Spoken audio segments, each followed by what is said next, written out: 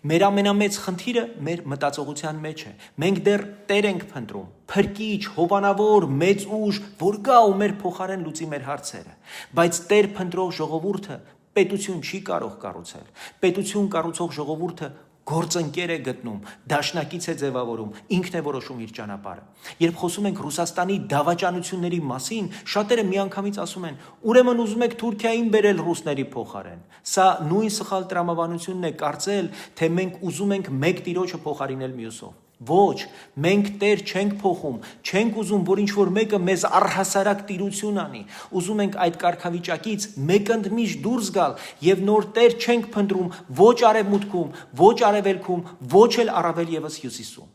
Ցանկացած Տեր քեզ պահում է կախվածության մեջ, եթե ես չլինեմ, դու կկորչես սկզբունքով։ Դաշնակիցը միշտեր գործում է փոխադարձ շահով, պարտավորությամբ, պայմանագրերով, հաշվարկով եւ կարեւորը պատասխանատվությամբ։ Տերը միշտ պահանջում է լուռ հավատարմություն, իսկ դաշնակիցը հստակ կանոններ, փոխադարձ պարտավորություններ։